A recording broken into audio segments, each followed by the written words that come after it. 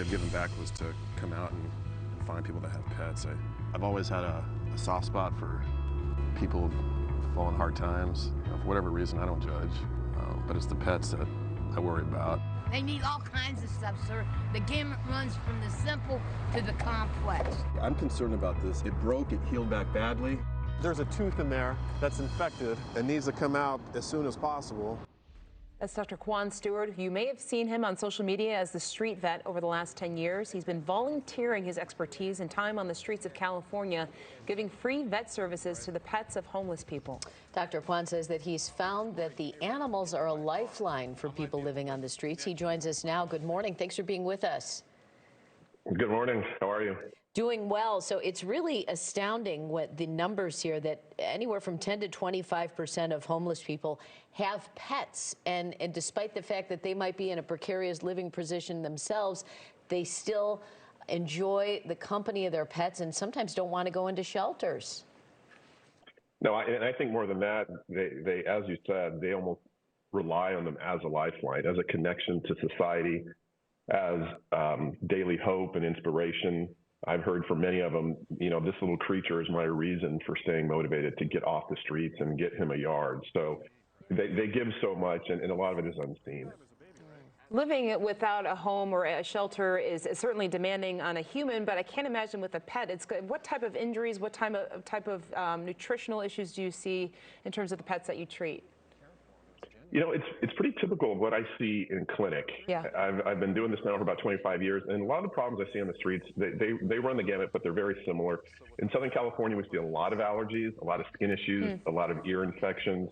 So I treat fleas, allergies, and in my little tiny bag, I can treat about 80% of the things that I see on the streets with antibiotics, anti-inflammatories, preventatives such as vaccines and deworming. And right there on the street corner, I can actually do quite a bit.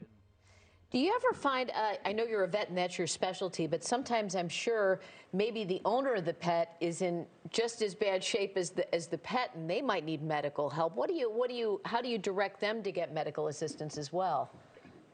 Well, I've been doing this long enough now that I do have a little bit of a network and I have resources. So depending on their need, I can make a call on their behalf.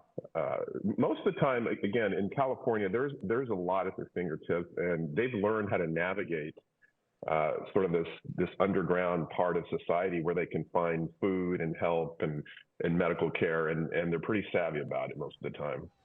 I think all of us who've had pets know how high vet bills can be, even when there's something, maybe a small issue.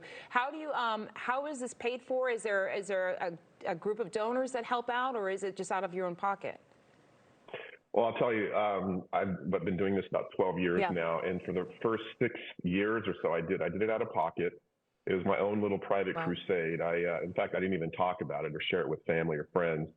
But then it got expensive. It got to the point where I was having to turn people away. That was very hard on me to say, no, I can't afford this. Some of these procedures were in hospital. They cost thousands of dollars.